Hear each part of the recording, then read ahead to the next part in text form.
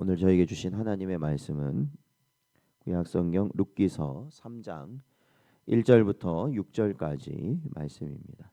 다 찾으셨으면 저희들 함께 봉독하겠습니다. 룻의 시어머니 나오미가 그에게 이르되 내 딸아 내가 너를 위하여 안식할 곳을 구하여 너를 복되게 하여야 하지 않겠느냐. 내가 함께하던 하녀들을 둔 보아스는 우리의 친족이 아니냐. 보라 그가 오늘 밤에 타작 마당에서 보리를 까불리라.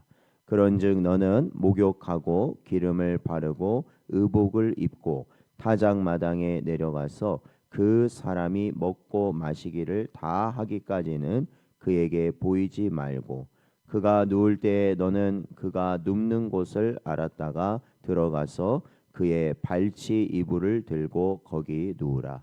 그가 내 할 일을 내게 알게 하리라 하니 룻이 시어머니에게 이르되 어머니의 말씀대로 내가 다 행하리이다 하니라. 그가 타작 마당으로 내려가서 시어머니의 명령대로 다 하니라. 아멘. 오늘은 믿음으로 행하는 순종이라는 제목으로 하나님 말씀 증거합니다. 이제 룻기서 3장을 저희들이 들어서게 되었는데 이제 룻기서 3장부터는 이제 룻의 인생이 본격적으로 바뀌어지는 장면이 우리에게 펼쳐집니다. 지금까지는 룻이 은혜의 밭에서 일어나는 일들이었다면 이제 하나님은 룻을 구속자의 발치로 인도하시는 장면을 우리에게 보여줍니다. 룻은 이방이었고 가난한 과부였지만 하나님은 그녀의 삶을 조용히 이끌어 마침내 구속의 은혜가 실현되는 현장으로 옮기고 계십니다. 그 길목에 있는 것이 바로 순종입니다. 믿음으로 걸어가는 순종. 이 순종이 구속의 역사를 이루는 사실 가장 중요한 열쇠가 되었다라는 것이죠. 사실 우리가 이 룻의 이야기를 이제 오늘 쭉 보면 룻이 이 시어머니의 말씀에 순종하는 어떠한 대꾸도 하지 않고요. 하라는 대로 하는 모습을 볼 수 있습니다. 그렇기 때문에 하나님께서도 우리에게 요구하시는 것이 순종을 원하시는 줄로 믿습니다. 그래서 믿음 있는 자들은 항상 어떠한 자들이냐면 바로 순종하는 자들이다. 언제나 순종의 길을 걸어갈 수 있는 복된 여러분 되시기를 주의 이름으로 축원드립니다. 오늘 본문에서는 믿음으로 행하는 순종의 세 가지 원리를 우리에게 보여주고 있습니다. 첫 번째로 순종은 하나님의 인도하심을 믿는 마음에서 비롯되는 것이다 라는 겁니다. 나오미는 룻을 향해 말했습니다. 1절에 보니까 내 딸아 내가 너를 위하여 안식할 곳을 구하여야 하지 않겠느냐라고 말합니다. 여기서 안식이라는 말은 이 안전, 보호, 안정된 미래 또한 영적인 쉼을 포함하는 그러한 단어로 사용된 말입니다. 나오미는 룻의 미래를 세상의 조건이 좋은 안락한 편안한 그러한 곳으로 보내려고 하는 것이 아니라 하나님이 예비하신 안식으로 룻을 인도하고자 하였던 것입니다.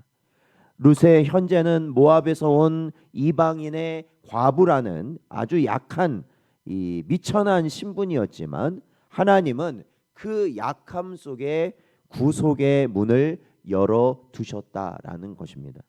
나오미는 그 하나님의 섭리를 믿고 룻을 어떻게 하고 있는 거예요? 앞에서 이끌어가고 있다라는 것입니다. 사랑하는 성도 여러분, 그러기에 우리 이 새벽 기도에 나오신 여러분이 바로 어떠한 자들임을 기억하시냐면 우리가 바로 신앙의 나오미와 같은 역할을 하는 자들이라는 것을 기억하셔야 됩니다. 우리가 앞서가는 자들이다. 우리가 하나님의 섭리를 믿고 나아가는 자들이라는 것을 여러분이 기억하시고 우리 뒤에 따라오는 믿음의 후배들이 바로 하나님의 섭리 안에 그들이 살아가고 있음을 바로 우리가 믿음의 모습을 통해서 순종의 모습을 통해서 그들 앞에서 본을 보여야 한다라는 것이죠. 그래서 우리가 이 새벽 기도회를 하는 것이에요. 비가 오나 눈이 오나 바람이 오나 또한 내 몸이 약해지고 내 마음이 무너지는 상황 가운데서도 우리 앞선 자들이 하나님의 섭리를 믿고 붙들어야 바로 우리와 함께하는 다른 이들 역시도 그 길을 나아갈 수 있다는 겁니다. 그러니까 오늘도 이 자리에 나오신 여러분이 그러한 책임을 지니신 분이시다라는 것을 기억하시고 이 자리를 언제나 지키실 수 있는 여러분 되시기를 축원드립니다. 결국 믿음의 순종은 하나님이 이미 길을 예비하셨다라는 확신에서 시작될 수 있다라는 것입니다. 또한 순종의 두 번째 원리는 준비된 마음으로 나아가는 신앙이다라는 겁니다. 나오미는 룻에게 세 가지를 지시합니다. 3절에 보니까 목욕을 하고 기름을 바르고 의복을 입어라 이렇게 말합니다. 이것은 단순한 외적인 준비가 아닙니다. 그러니까 이것은 어떠한 다른 남자를 맞이하기 위해서 여인이 갖추어야 할 외적인 것만을 얘기하는 것이 아니라 사실 성경에서 목욕이라는 것은 정결을 의미하는 것이고 또한 기름이라는 것은 기쁨과 새로움을 또한 옷은 신분의 변화를 상징하는 의미들을 가지고 있습니다. 그렇기 때문에 룻은 과부의 옷을 벗고 이제는 새로운 삶을 향한 옷을 입게 된 것이죠. 이것은 새로운 하나님의 인도하심을 향한 믿음의 준비였다라는 것입니다. 그러니까 지금까지는 뭐예요? 옛사람의 옷을 입고 살았던 자가 룻이었다면 이제는 거듭난 자로서 새 옷을 입고 주님 앞에 나아가는 자의 모습이 되었다라는 것이죠. 그게 바로 우리 성도들 아니겠어요? 바로 주님이 오실 때 우리는 옛사람의 옷을 가지고 주님 앞에 나아가는 것이 아니라 새로운 옷, 흰 옷, 새 세마포를 입고 주님 앞에 나아가야 된다. 그래서 신부의 옷을 준비하라고 성경은 언제나 우리에게 가르치고 있습니다. 그렇기 때문에 이 하나님은요 결국 누구에게 기회를 주시냐면 준비된 자에게 기회를 주신다라는 거예요. 그러니까 여러분 우리가 이 새벽 시간에 우리가 하나님께 나와서 말씀을 듣고 기도한다는 게 뭐겠습니까? 바로 준비한다라는 것입니다. 준비한다.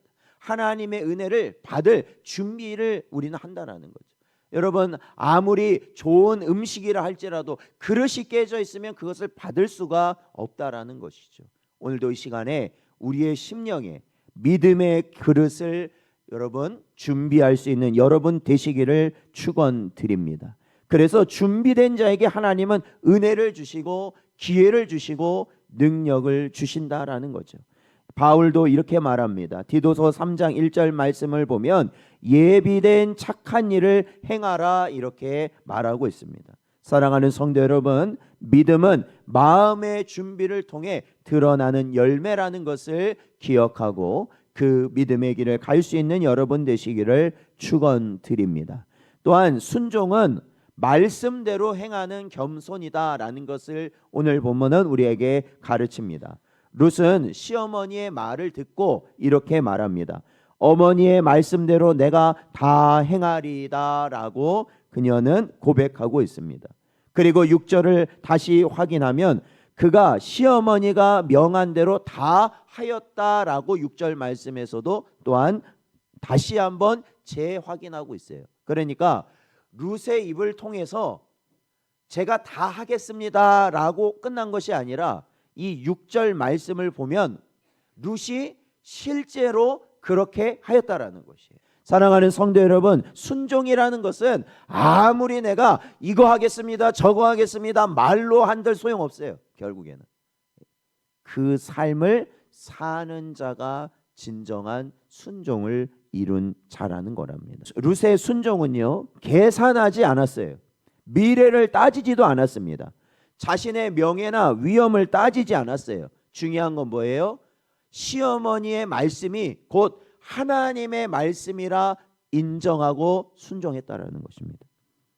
이것은 율법적인 순종이 아니라 하나님께서 자신을 이곳으로 이끌으셨고 또한 하나님께서 내 나머지 모든 인생도 이끌어 가실 것을 믿고 순종한 모습이죠. 웨스트민스터 소요리 문답 39문은 순종의 자리에서 하나님을 즐거워하며 높이는 것이 신앙의 본질이다라고 정의합니다. 룻의 순종은 하나님을 높이는 순종이었어요. 그렇잖아요. 여러분, 부모의 권위가 언제 써요? 자녀에게 말했을 때 자녀가 순종하면 부모의 권위가 쓰는 거예요. 사랑하는 성도 여러분, 하나님을 영화롭게 하는 것이 바로 우리 성도의 삶의 목적이라고 성경은 말하고 있지 않습니까? 그러면 우리가 하나님을 어떻게 하면 영화롭게 하겠어요? 하나님의 말씀에 순종하는 삶이 하나님을 영화롭게 하는 삶이라는 것이죠. 사랑하는 성도 여러분, 오늘 본문의 말씀은 결국 믿음의 순종이 길을 열어 주었다라는 것을 보여줍니다.